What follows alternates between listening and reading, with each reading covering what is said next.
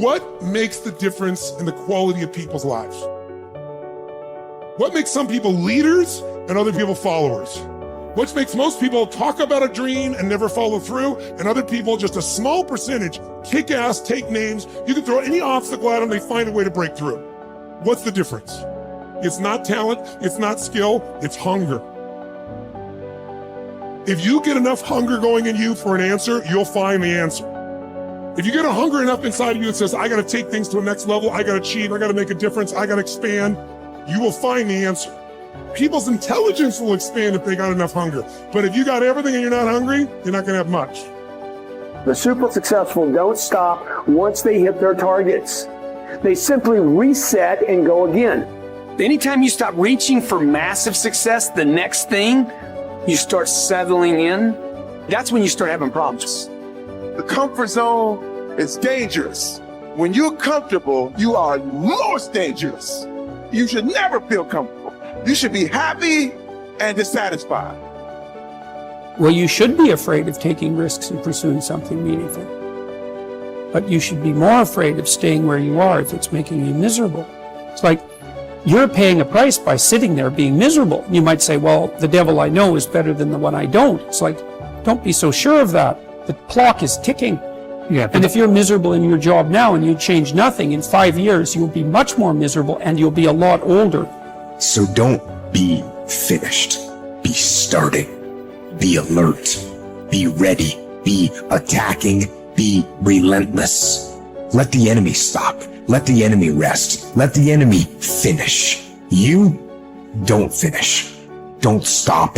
Don't rest. Not until the enemy is completely destroyed. You are excellent.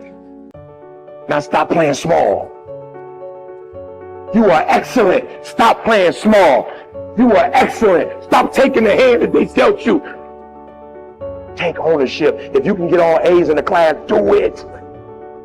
You don't need nobody to give you $50, $100, no pair of shoes, take you on no trip. You a grown man. Do it because you can. Stop needing a carrot. Stop needing money. Stop needing a trip. Stop needing somebody to give you a sticker on your head, and do it for the pride of who you are. Do it because you can. I don't care what your friends are doing.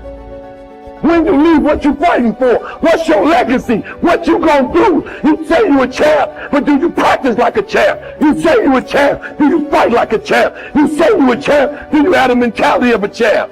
You have to hustle. You have to get going. Get up out of your seat and move. You have to take massive action. It's hard, it sucks, it can sap you of your mental and physical energy, but you need to get going and get up after those things that you want. No one's gonna do it for you. Work on yourself every day. Get better, improve, learn, extend yourself, push yourself out of your comfort zone. Push the boundaries that you're accustomed to. That's the only way to grow as a person. If you look at all the successful people in the world, one common thread between all of them is that they've all hustled. They've all gotten to work, gotten busy.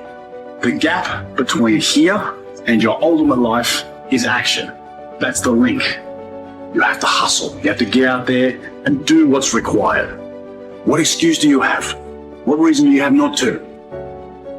Turn this video off, get out there and get to work. One of the things you have to understand about life is everything changes and everything ends. And that kind of sounds heavy on the front end, but it's a truth. If everything changes and everything ends, number one, it should make you appreciate what you have right now. And then my view is what's next is always better. If I make it so, it's my job to make it so. And so I think, for me, I look at it and say, when you said genius is a young man's game, I think that's total bullshit. I think passion is the genesis of genius. If you've got enough passion, you're gonna find answers nobody else does, but most people run out of fuel, meaning they get tired, they get exhausted, they get burnt out, they get, the law of familiarity. They're around something so much they take it a little bit for granted. And I've managed to see something in myself that I found in every great leader that I've ever respected, and that is, I value intelligence immensely, but I know really smart people can't fight their way out of a paper bag pragmatically, right? I'm sure you do too. what I see as the one common denominator of people that are successful over a lifetime is the sustained hunger.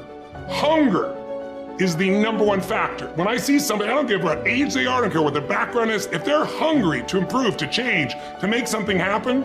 I mean, if you look at Richard Branson, he's as hungry today in his late 60s as he was at 16 years old in that Crip starting Virgin.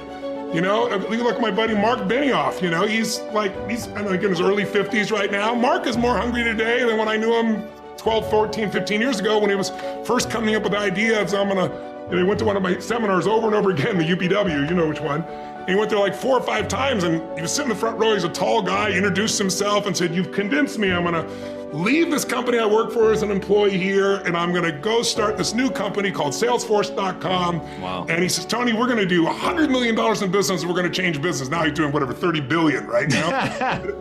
But it's because he hasn't lost the hunger. And I think the law of familiarity is what destroys a relationship. You get around somebody enough, you love them, but you don't have the same passion, same aliveness.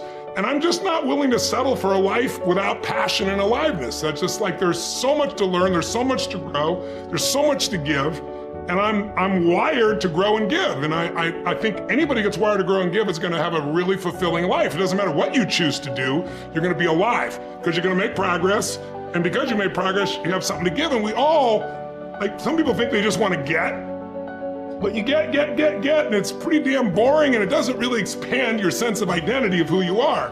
But if you're constantly growing and then taking what you learn, you're so excited about it, you share with other people and their life gets better, whether that be software you make or dresses you design or, you know, something you do in the health space that really gets people to enjoy their food while they're eating well.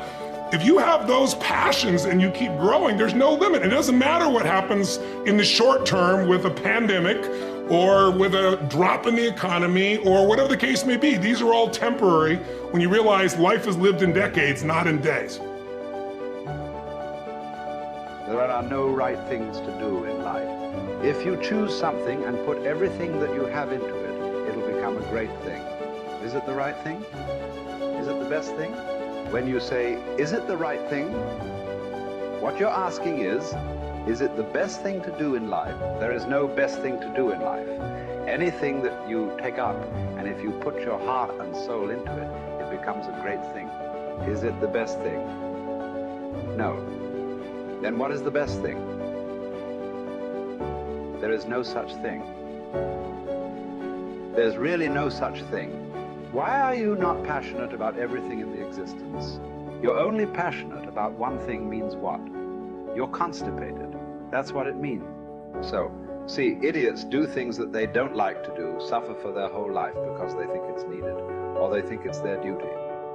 Intelligent people do what they love to do. They enjoy their life to some extent. But a genius learns to do what is needed joyfully. That's when your genius flowers, because it's no more about you. Now, there's a limitless way of looking at life. So every aspect of this rally, or many other things we have done, I don't even have to tell people that this must happen, this must happen, this must happen. A few things, yes. The rest of it, I just make it up in my mind, and I know it must happen. And it will happen. Not because I'm exercising my will over the world, because I'm just fulfilling the will of the world, that's all.